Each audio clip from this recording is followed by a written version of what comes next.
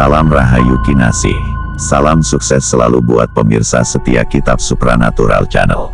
Pada kesempatan kali ini akan saya jawab pertanyaan dari sobat semua tentang daya puasa dan melek.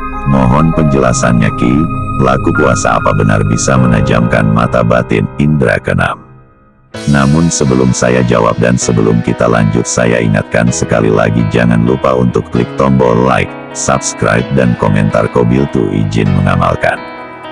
Jawab, menurut ini sepuh Jawa yang diabadikan dalam kitab Primbon disebutkan sebagai berikut. Manfaat cegah tidur melek itu membekas di sukma, menghasilkan terhadap apa yang diminta, memperoleh 3 perkara yaitu pertama, panjang umurnya, kedua, beruntung, ketiga, tajam mata batinnya. Manfaat cegah makan puasa itu membekas di raga, menghasilkan terhadap apa yang diminta, memperoleh 3 perkara yaitu pertama, berwibawa nan sakti, kedua, mendapatkan kedudukan tinggi, dan ketiga, kaya. Tentu saja dalam hal ini yang dimaksud dengan cegah makan dan cegah tidur itu adalah lelaku yang didasari oleh niat dan tekad. Inilah yang membedakan orang tidak makan karena lelaku ritual dengan orang tidak makan karena kelaparan. Misalnya ada 2 orang yang masuk dalam ruang yang gelap gulita, tidak diberi makan minum selama beberapa hari. Orang pertama adalah seorang narapidana yang dimasukkan dalam sel tahanan. Orang kedua adalah seorang spiritualis yang sedang masuk dalam gua, ruangan untuk bertapa. Kedua orang tersebut mengalami kondisi yang sama, tidak makan dan tidak tidur, tetapi karena niat dan tekadnya berbeda maka menghasilkan manfaat efek yang berbeda pula. Inti amalan lelaku seperti cegah makan puasa dan cegah tidur melek adalah mengendalikan diri, yaitu berusaha mengendalikan keinginan nafsu badan jasmani, serta nafsu pikiran jahat. Maka niat dan tekad itu penting. Bila Anda sudah bertekad mengendalikan nafsu badan dengan berpuasa dan melek, maka berusahalah dengan lebih keras untuk melaksanakannya.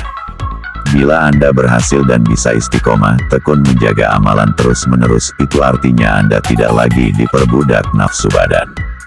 Anda tidak lagi diperbudak nafsu keinginan. Itulah intinya menjalankan amalan, bukan hanya sekedar sanggup menjalani puasa 3 hari misalnya. Sudah bertekad melek semalam suntuk tetapi masih tidur atau tertidur juga, itu juga belum bisa disebut berhasil. Sebab diri kita masih belum bisa mengendalikan nafsu tidur. Ritual puasa dan melek semacam itu tidak ada artinya. Karena meskipun Anda telah menyelesaikan puasa tetapi inti puasa sebagai pengendali badan jasmani dan nafsu tidak terpenuhi. Ada baiknya bila memang belum kuat berpuasa muti atau jenis puasa yang lebih berat, maka sejak awal tetapkanlah niat dan tekad untuk cegah makan puasa ala Ramadan. Lalu laksanakan dengan sebaik-baiknya. Seperti yang telah saya jelaskan dalam halaman ilmu pembuka hijab. Meskipun boleh makan apa saja, tetapi tetaplah menjaga inti puasa, yaitu mengendalikan diri dan nafsu. Makan dan tidurlah ala kadarnya saja. Makanlah apa yang ada di meja makan, walaupun hanya ada nasi putih dan air putih saja. Tidak perlu mencari-cari yang tidak tersedia. Makan dan jangan protes. Lalu biasakan tidur selepas tengah malam dan bangunlah sebelum matahari terbit. Atau tidurlah lebih awal, lalu bangunlah dini hari, sepertiga malam, sampai duha jangan tidur lagi. Isilah waktu terjaga melek ini dengan hal yang positif seperti meditasi, atau sembahyang mengagungkan asma Tuhan. Tujuan amalan lelaku para spiritualis adalah agar bisa mengendalikan 9 lubang hawa, babagan hawa 9 sebagai keluar masuknya nafsu. Melalui cegah makan puasa, cegah tidur, melek meditasi atau semacamnya. Bila badan dan nafsu telah dikendalikan, maka lebih mudah konsentrasi masuk dalam dimensi gaib.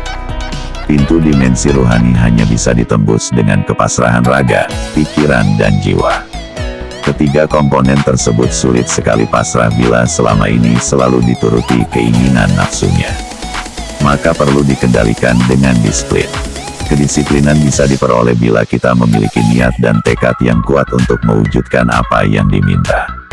Efek dari ketekunan melakukan amalan cegah makan puasa, dan cegah tidur, melek, yang dibalut dengan lelaku yang baik misalnya membaca wirid, doa mantra atau semacamnya inilah yang nanti akan menajamkan batin dan menumbuhkan daya gaib yang akan memancar secara otomatis dari diri Anda.